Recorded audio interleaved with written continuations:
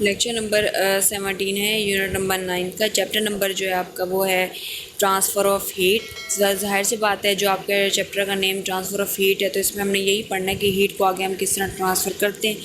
तो पिछला जो था मैंने आपसे डिस्कस कर लिए थे, एक तो था ट्रांसफ़र ऑफ हीट कि हीट को हम किस तरह ट्रांसफ़र कर सकते हैं। हीट की अब हमने प्रॉपर्टीज़ पढ़ ली कि हीट को हम किस तरीके से, किस वे से हम आगे ट्रांसफ़र कर सकते हैं, और हीट जो है हमारी रोज़मर्रा ज़िंदगी में क्या अहम किरदार अदा कर रही होती है।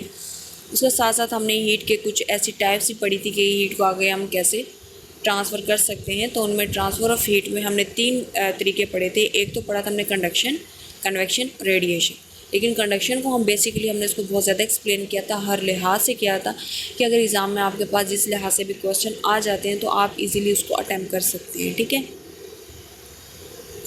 तो कंडक्शन को हमने डिफरेंट क्वेश्चन के लिहाज से उसको डिस्कस किया था, डिफरेंट क्वेश्चन के लिहाज से हमने उसको स्टडी कर लिया था ताकि कंडक्शन का जो आपके माइंड में कॉन्सेप्ट है वो इजीली कवर हो जाए। अब जो आज का जो लेक्चर है ना, उसमें जो हमने टॉपिक डिस्कस करने हैं, एक तो वह थर्मल कंडक्टिविटी, एक है uses of conductor and insulator, एक है convection, uses of convection, gliding and land sea breezes. इन सारे टॉपिक्स को जो हमने फर्दर डिटेल में डिस्कस करना है ताकि इसके हवाले से आपको जो माइंड में कॉन्सेप्ट है वो इजीली कवर हो जाए। ठीक है,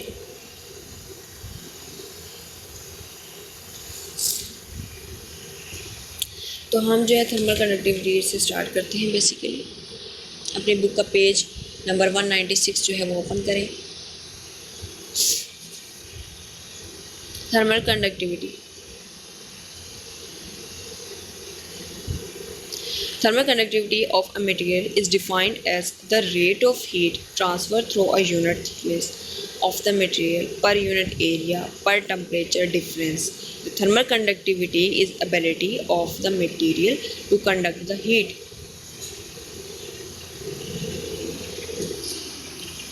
कि किसी भी मटेरियल के अंदर थर्मल कंडक्टिविटी हमें डिफ़ाइन कर रही होती है कि हीट जो है वो किस तरह ट्रांसफ़र कर रही होती है किसी भी मटेरियल का मतलब होता है कि ऐसी वायर जिसकी थिकनेस के लिहाज से हम देख रहे होते हैं कि हीट उसमें किस तरह ट्रांसफ़र हो रही होती है। तो थिकनेस में तो एरिया भी हम काउंट करेंगे, लेंथ भी काउंट करेंगे और टेम्परेचर डिफरेंस भी काउंट करेंगे, दोनों जो एंड्स हैं वायर के वहाँ पे कि हीट जो है वो किस तरह मटेरियल के अंदर से पास आउट हो रही होती है। ठीक है, किस तरह ट्रांसफ़र हो रही होती है। ठीक है, और टेम्परेचर डिफरेंस क्या है, और थर्मल कंडक्टिविटी एक ऐसी एबिलिटी होती है जो कि कंडक्ट करती है हीट को। ठीक है,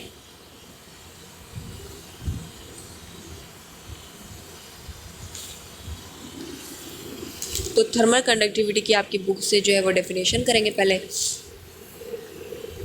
ताकि जो कंसेप्ट है थर्मल कंडक्टिविटी का वो जो क्लियर हो जाए।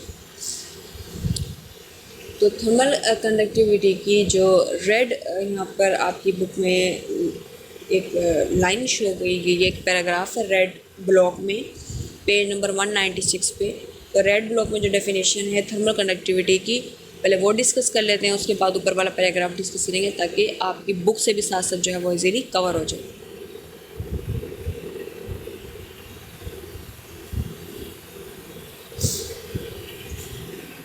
The amount of heat that flows in unit time is called the rate of flow of heat. Rate जो है किसी भी चीज़, रेट जो है बेसिकली टाइम को शो कर रहा होता है। ठीक है, एक ऐसा टाइम जिससे हीट जो है वो आगे ट्रांसफ़र हो रही होती है, जो टाइम पर डिपेंड कर रही होती है ना, हीट का ट्रांसफ़र होना। हीट का ट्रांसफ़र होना अगर वो टाइम पर जो है डिपेंड कर रहा है तो उसको हम बोलते हैं रेट। और हीट जो है वो जिस टाइम के लिहाज से, जिस रेट के लिहाज से आपने आपको आगे ट्रांसफ़र कर रही है उसको बोलते हैं rate of flow of heat.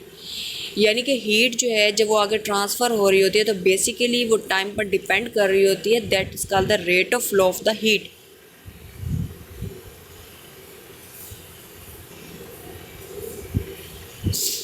Thermal conductivity of a material is defined as the rate of heat transfer through a unit thickness of the material per unit area per temperature difference। ठीक है, rate of flow of heat का जो equation है वो है Q divided by T, यानी कि Q का मतलब है transfer of heat and divided by यानी कि per unit time, that is called the rate of flow of the heat.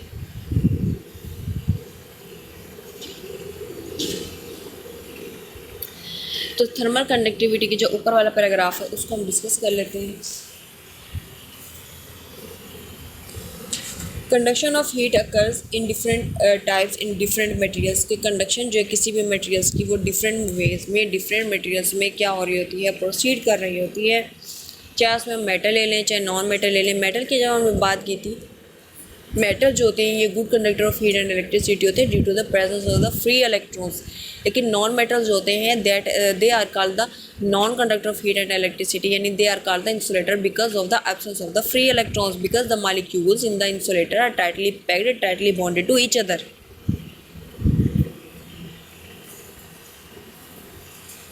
So heat जो है वो रैपिडली मूव कर रही होती है कंडक्टर के केस में, और इंसुलेटर जैसे कि वुड है वहाँ से हीट और जो करंट है वो इजीली पास नहीं हो रहा होता, क्योंकि वुड के जो मॉलिक्यूल्स हैं वो एक दूसरे के साथ टाइटली बॉन्डेड है। ठीक है, one of its opposite phases each of the cross sectional area is heated to a temperature T1, heat flow through the T2 and length। Basically आपको समझाने का मकसद ये था कि एक वायर है, ठीक है, उस वहाँ से आपने उसके एक सिरे से आपने उसको गर्म किया और हीट जो वहाँ से ट्रांसफ़र हुई। तो बेसिकली जो हमारे पास फर्स्ट एंड था वो अगर आप देखें वो इनिशियल पॉइंट था, और हीट जब अगर ट्रांसफ़र हुई फाइनल पॉइंट पे, तो फाइनल से जब हम इनिशियल को माइनस करते हैं तो वो बेसिकली टेम्परेचर का डिफरेंस निकल आता है। तो अगर इनिशियल आप देखें T1 है तो फाइनल हमारे पास वायर का जो टेम्परेचर है वो T2 है, तो T2 minus T1 that are called the temperature difference. तो टेम्परेचर निकालने के लिए हम T2 माइनस T1 करते हैं। ठीक है,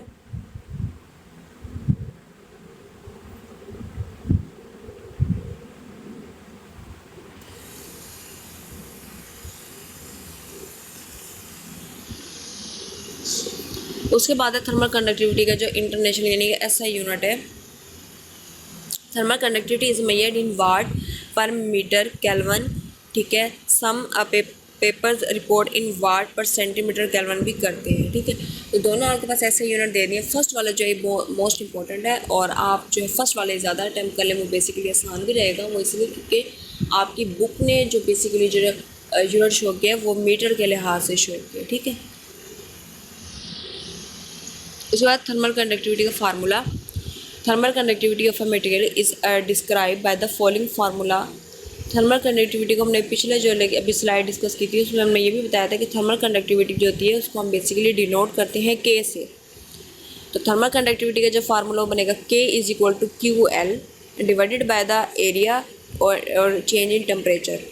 ठीक है, where K is the thermal conductivity in watt per metre kelvin. Temperature को हम बोलते हैं, टेम्परेचर को हम बेसिकली ऐसा उसका यूनिट है वो केल्विन है। Q is the amount of heat transfer through the material in जॉल पर सेकंड। जॉल जो है वो बेसिकली Q को डिनोट कर रहा है। ठीक है, और सेकंड और वॉट यानी कि टाइम वगैरह को शो कर रहा है। ठीक है, तो K is equal to QL divided by A delta T आपके पास फाइनल इक्वेशन आ गई। उसके बाद हम बात करते हैं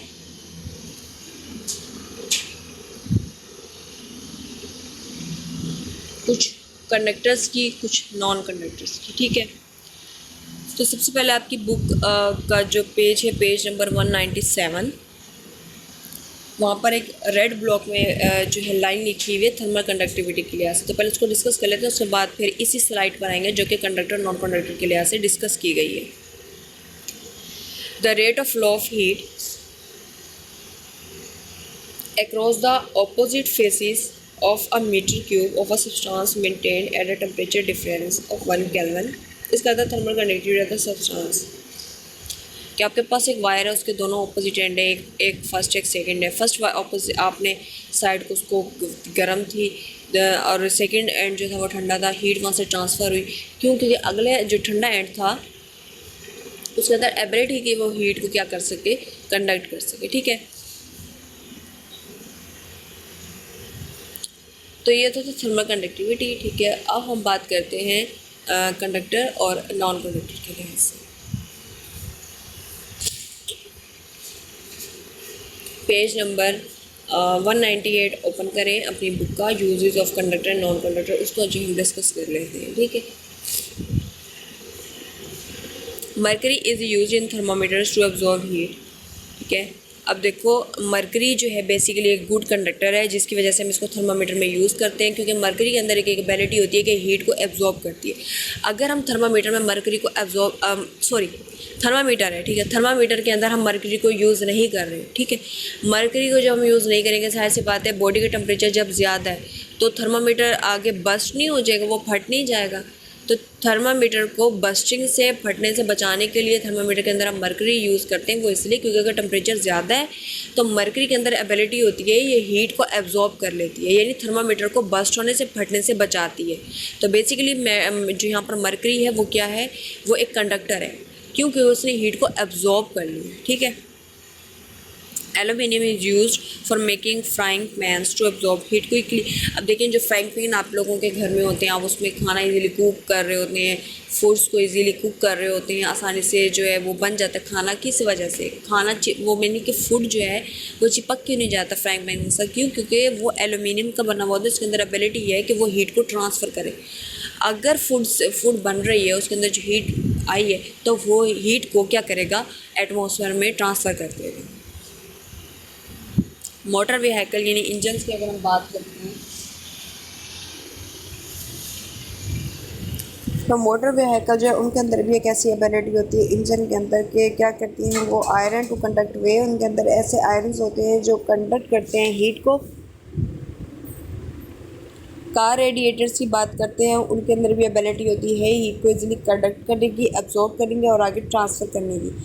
तो कार के जो रेडिएटर्स होते हैं वो भी इसी तरीके से बनाए जाते हैं कि आयरन किस तरह बने हुए होते हैं कि वो हीट यानी कि कंडक्ट कर सकते हैं हीट को easily.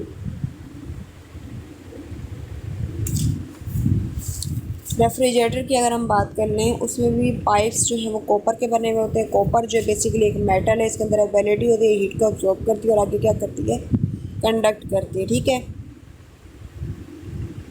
A wire gas conduct heat quickly to the container placed on it for heating। Wire गास का मतलब ये होती है कि जालीदार एक वायर होती है, ठीक है, वो भी क्या करती है, उसके अंदर एबिलिटी होती है वो हीट को तेज़ी से क्या करती है, कंडक्ट करती है और आगे क्या करती है, ट्रांसफ़र कर देती है।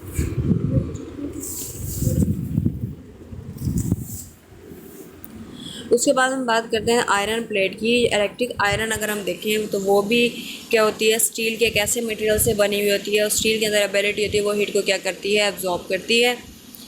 The heat of soldering iron is made of copper to be heated quickly. Copper है, ठीक है, कॉपर हो गया, एलुमिनियम हो गया, इनके अंदर ऐसी एबिलिटी होती है ये हीट को एब्जॉर्ब करती हैं, कंडक्ट करती है और हीट को ट्रांसफ़र करती है। Basically they are called the conductor, they are the good conductors of the heat and electricity. Conductor की यहाँ पर जो हमने जो आपको एग्जांपल देकर समझा दी, conductor any material that flow electric current to pass through it. Conductor एक ऐसा मटेरियल होता है जिसके अंदर एबिलिटी होती है वो हीट को कंडक्ट करती है और आगे उसको क्या करती है, ट्रांसफ़र कर देती है, ठीक है। यहाँ पर एग्जांपल दे दी है कंडक्टर की, जैसे कि कॉपर, एल्युमिनियम, स्टील, ठीक है। अब हम बात करते हैं आपकी बुक से, पेज नंबर 198 ओपन करें, uses of conductor and non conductor. तो हम सबसे पहले कंडक्टर जो आपकी बुक से रिलेटेड जितनी भी लाइन उसको डिस्कस कर लेते हैं, ताकि स्लाइड्स में जो आपसे मैंने लाइन डिस्कस की हैं वो इजीली दोनों जो हैं कवर हो जाएँ, बुक के लिहाज से भी, स्लाइड के लिहाज से, ताकि आपको दोनों कंसेप्ट क्लियर हो जाए कंडक्टर के लिहाज से। तो स्लाइड से तो मैंने आपको पढ़ा दिया, अब मैंने आपको बुक से पढ़ाना है। पेज नंबर 198 ओपन करें, वहाँ पर यूजेस ऑफ कंडक्टर है, उसको जो है हम इसीलिए डिस्कस कर लेते हैं। यूजेस ऑफ कंडक्टर की हम बात करते हैं। अगर आप अपने हाउस को देखें, in houses good thermal insulation की जाती है। आपके अपने घरों में भी इस तरह की इंसुलेटेड मटेरियल्स लगाए जाते हैं, ताकि जब टेम्परेचर बहुत ज़्यादा हो गर्मियों में तो क्या हो कि आपका जो घर है, आपके हाउस वगैरह जो गर्म ना हो, उनके अंदर एबिलिटी हो हीट को रिड्यूस करने की, ठीक है। Hot water tanks are insulated by plastic or foam legging, wall cavities are filled with plastic foam or wool, ceiling of the room is covered by the insulating material, double glazed glassed window panes are used, these window panes have a air between the glassy sheets। यानी heat in सब में क्या हो रही होती है, reduce हो रही होती है, ठीक हो गया। अब हम गुड कंडक्टर्स जो हैं यहाँ पे उनको पढ़ लेते हैं। Good conductors are used when quick transfer of heat is required through a body. यानी कि बॉडी का टेम्परेचर बहुत ज़्यादा है, तो बॉडी का टेम्परेचर ज़्यादा है उसको हमने क्विकली पास कराना है, यानी तेज़ी से पास कराना है। तो वहाँ पर हम क्या यूज़ करेंगे, कंडक्टर यूज़ करेंगे, क्योंकि कंडक्टर के अंदर एबिलिटी होती है हीट को ट्रांसफ़र करने की। कुकर्स की बात कर लें, कुकिंग प्लेट की बात कर लें, बॉयलर की बात कर लें। Radiators are the condenser of the refrigerator. Condenser का मतलब ये होता है कि पानी को वो क्या करती हैं, कंडेंस करना, यानी कि पानी को जो है जो एवोपरेट हो रहा है उसको मतलब नीचे ले आना, लिक्वाइड फॉर्म में ले आना, ठीक है। Metal boxes are used for making ice cream. अब देखें सारी चीज़ें जो होती हैं आइसक्रीम वगैरह होती हैं बहुत ठंडी होती है ना, तो जाहिर सी बात है अगर हम इनको किसी गर्म चीज़ में बनाएंगे तो आइस तो पिघल जाएगी, मेल्ट हो जाएगी। तो आइस को हम ऐसे बॉक्स में रखते हैं ताकि वो ठंडी रहे। वो इसलिए क्योंकि जिन बॉक्स में हम रखते हैं आइस को बनाने के लिए वो बेसिकली ठंडी मटेरियल की बनी हुई होती हैं, ठंडी होती हैं, इंसुलेटिंग मटेरियल की बनी हुई होती हैं। ये हमारे पास कंडक्टर है एलुमिनियम, स्टील, गोल्ड, ठीक है। अब हम बात करते हैं कन्वेक्शन की, ठीक है। इंसुलेटर भी आपसे डिस्कस कर लेते हैं। चलें पहले आपसे इंसुलेटर यहाँ से बुक से डिस्कस कर लेते हैं, फिर आगे कन्वेक्शन को पढ़ने के बाद हम स्लाइड में जो इंसुलेशन है उनके हम डिस्कस कर लेते हैं। इंसुलेटर का सेकंड नेम है बेड कंडक्टर, यानी कि जो इजीली करंट को पास आउट नहीं कराते। जैसे कि अगर हम सांस फैन की बात करते हैं, हॉट प्लेट स्पॉन्जिटिसी, they are made of wood और प्लास्टिक। वुड जो है आप देख लें, प्लास्टिक देख लें, ये दोनों ही ऐसे बेड कंडक्टर जहाँ से हीट पास नहीं होती। वुड यानी कि लकड़ी है, ये लकड़ी में से अब ऐसे मटेरियल्स होते हैं, लकड़ी के जो मालिक्यूल्स हैं एक दूसरे का टाइटली बॉन्डेड होते हैं। लकड़ी के मालिक्यूल्स क्या होते हैं, टाइटली बॉन्डेड होते हैं। क्यों? क्योंकि because of the absence of free electrons, क्योंकि उसके मालिक्यूल्स के दरमियान में फ्री इलेक्ट्रॉन्स नहीं होते, वो टाइटली बॉन्डेड होते हैं। उनमें स्ट्रॉन्ग फोर्सेस होती हैं जिनको हम इंटरमॉलिक्यूलर फोर्सेस बोलते हैं। स्ट्रॉन्ग फोर्सेस होने की वजह से वो आपस में गैप नहीं रखते, तो जाहिर सी बात है हीट जो वहाँ से कंडक्ट नहीं होती।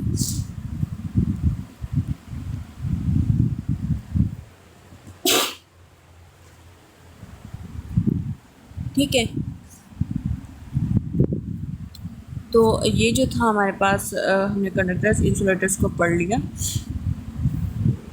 उसके बाद हम बातें हैं कन्वेक्शन पे।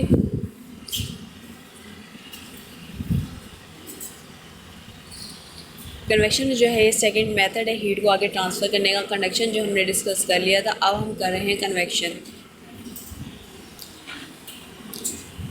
तो इंसुलेटर से ये हमने आपको डिस्कस करके बता दिए। अब बात करते हैं हम gliding and land sea breezes की। पेज नंबर 201 ओपन करें ग्लाइडिंग का, तो यहाँ से हम इसको पहले डिटेल में पढ़ लेते हैं। गल्डर सच एज शोन इन, जो कि आपकी बुक में दिखाया गया है, एरोप्लेन टाइप का है, इसमें इंजन नहीं है, ठीक है। एरोप्लेन टाइप का ये है लेकिन इसमें इंजन नहीं है। गल्डर पायलट्स जो होते हैं, ठीक है, use upward movement of hot air current due to the convection of heat. These rising current of heat hot air are called the thermals. अब देखिए इसमें क्या होता है, इंजन नहीं होता, जो गल्डर्स होते हैं। अब जो है ये ऊपर की तरफ मूवमेंट शो कर रहे थे इनके पायलट्स, क्यों? क्योंकि ऊपर जो हीट है वो उसको ट्रांसफ़र करती है और उसको क्या कहती है, मूवमेंट करवाती है, हीट प्रोवाइड की जाती है। उसके बाद जो है बर्ड्स की अगर हम बात करते हैं, इसमें eagles, hawks, vultures are expert thermal climbers.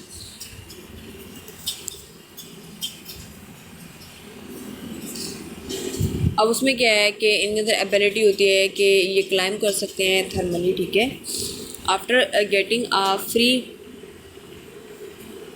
Lift, birds are able to fly for hours without flapping their wings.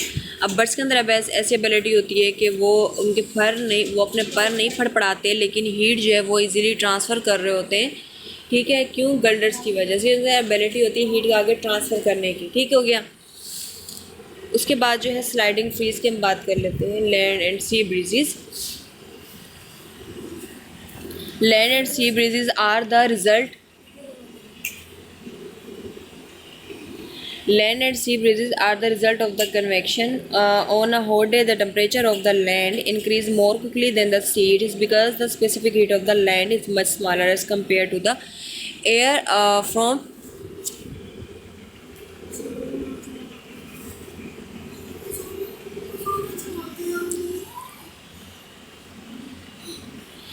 तो हीट जो है वो अगर हम लैंड एंड सी ब्रीजेस में देखें तो ज़ाहिर सी बात है लैंड एंड सी ब्रीजेस में अगर हम बात करते हैं हीट के ट्रांसफ़र होने की,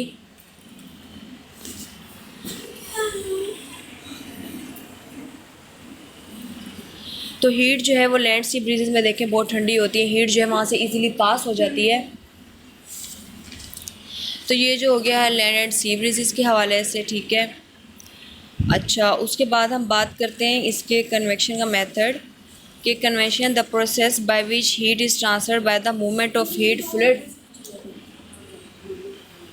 कि कैसा फ्लूइड होता है हीट हमारे पास जहाँ से हीट जो है ईज़िली पास हो जाती है, ठीक है, वो तो है कन्वेक्शन। उसकी एग्जांपल जैसे कि स्टीम है rises from a post of boiling water, के जो हमारे पास वाटर होता है बिल्कुल गर्म होता है, तो बॉइलिंग वाटर में से जो हीट निकलती है बेसिकली वो कन्वेक्शन होती है, ठीक है। उसके बाद हम कन्वेक्शन करंट की बात करते हैं। Air warms and air rise ground. अब देखें एयर ग्राउंड से हम देखें एयर जो है वो वार्म होकर निकलती है, उसके बाद वो हवा में जाती है और फिर दोबारा कूल हो जाती है, फिर दोबारा ग्राउंड में आती है, फिर दोबारा वार्म है, फिर दोबारा कूल हो जाती है। यानी कि जो ग्राउंड है वहाँ पर ऐसे मालिक्यूल्स होते हैं जो एयर को गर्म कर देते हैं। उसके बाद एयर जब एटमॉस्फेयर में जाती है वहाँ पर एयर ठंडी हो जाती है, एटमॉस्फेयर से ग्राउंड में आने के बाद फिर दोबारा गर्म हो जाती है और फिर ग्राउंड से एटमॉस्फेयर में जाती है और फिर दोबारा क्या हो जाती है, ठंडी हो जाती है। इसके कुछ एग्जांपल्स हैं जैसे कि यहाँ पर दी गई है, जैसे air conditioning, central heating, steam turbines, heat exchangers. उसके बाद है aerodynamic heating using proper in a fluid, car radiator using fluid, blood circulation in warm blood animal. अब देखिए ब्लड सर्कुलेशन का मतलब है कि जो हमारी जैसे टेम्परेचर गर्मियों में बहुत ज़्यादा होता है, ठीक है, जब ब्लड की सर्कुलेशन होती है आर्टरीज़ वेंस के अंदर, तो आर्टरीज़ जो हैं वो बेसिकली डायलेट हो जाती हैं, खुल जाती हैं, जिसकी वजह से ब्लड जो वहाँ से तेज़ी से पास होता है, जिसकी वजह से स्वेटिंग यानी पसीना आता है और हीट जो हमारी बॉडी की वो कम हो जाती है। The shock waves coming from an explain a convection oven. Convection oven भी इसकी कन्वेक्शन की एक एग्जांपल है। These different examples of the convection flow show how convection occurs throughout many different man-made and natural characters। इन्हीं convection जो है basically इसको हम यहाँ से डिस्कस कर लेते हैं, जैसे कि कन्वेक्शन जो है ना ये हीट ट्रांसफ़र का प्रोसेस को शो कर रही है, एक डायरेक्टली मेथड और इनडायरेक्टली। डायरेक्टली मेथड जो था वो कंडक्शन था, लेकिन जो कन्वेक्शन का जो है इसकी डेफिनेशन जैसे कि यहाँ पर बुक में दिखाई गई है, the transfer of heat by actual movement of molecules from hot place to a cold place. यहाँ पर एक्चुअल मूवमेंट मालिक्यूल्स के दरमियान में जो एक्चुअल मूवमेंट होगी from hot to cold, that is called the convection. लेकिन अगर हम डायरेक्ट मेथड देखते हैं हीट के ट्रांसफ़र होने का, दैट इज़ कंडक्शन। कन्वेक्शन जो है ये बेसिकली एक लॉन्ग क्वेश्चन है एंड कंडक्शन जो है ये भी एक लॉन्ग क्वेश्चन है। तो यहाँ पर दो हमने लॉन्ग क्वेश्चन डिस्कस कर लिए, एक तो कंडक्शन और दूसरा कौन सा है, कन्वेक्शन, ठीक है। तो कंडक्शन और कन्वेक्शन हम दोनों ही इंपॉर्टेंट लॉन्ग क्वेश्चन थे, इनको इजीली जो है हमने डिस्कस कर लिया। और ट्रांसफ़र ऑफ हीट, हीट कैसे ट्रांसफ़र होती है, हीट की डेफिनेशन वगैरह ये सारे प्रोसेस जो थे ये कर लिए। ये जो था हीट वाला टॉपिक ये है शॉर्ट क्वेश्चन के लिहाज से, लेकिन हीट की जो टाइप्स है हीट कैसे ट्रांसफ़र होती है उसमें हमने कंडक्शन पढ़ा, कन्वेक्शन पढ़ा, दोनों टॉपिक जो थे हमने पढ़े इसी लेक्चर में। तो क्या हुआ कि कंडक्शन जो है ये भी एक लॉन्ग क्वेश्चन के लिहाज से अटैम्प्ट करना है और कन्वेक्शन भी एक्सपेरिमेंट आपकी बुक में दिखा दिए गए हैं, एक्सपेरिमेंट आप लोग इजीली उसको कवर अप कर सकते हैं, ठीक है। तो बेसिकली आपको जस्ट ये बताना था कि कन्वेक्शन और कंडक्शन में क्या फ़र्क है। कन्वेक्शन जो है ये जब एक्चुअल होती है, एक्चुअल मूवमेंट होती है मालिक्यूल्स और एटम्स में, तब कन्वेक्शन का प्रोसेस टेक प्लेस होता है। और कंडक्शन जो है एक डायरेक्ट मेथड है हीट को आगे ट्रांसफ़र करने की, कि हीट जो है वो आगे डायरेक्टली तौर पर ट्रांसफ़र हो जाती है कंडक्शन के केस में। और जब मालिक्यूल्स के दरमियान में एक्चुअल मूवमेंट हो रही होती है तो वहाँ पर कन्वेक्शन। फिर हमने पढ़ा यूजेस ऑफ हीट कंडक्टर्स और नॉन कंडक्टर्स, कि ये भी एक लॉन्ग क्वेश्चन के लिहाज से आता है, लेकिन डिफरेंस आपसे पूछा जाता है कि डिफरेंस बताएं कंडक्टर्स नॉन कंडक्टर्स में, शॉर्ट क्वेश्चन के लिहाज से भी इंपॉर्टेंट है। कंडक्टर्स की अगर हम बात करते हैं तो इसी के अंदर एबिलिटी होती है हीट को कंडक्ट करने की, और इंसुलेटर जो होते हैं इजीली हीट को कंडक्ट नहीं कर सकते। तो ये लॉन्ग क्वेश्चन के लिहाज से हमने इसको क्या किया, इसको अटेम्प्ट कर लिया।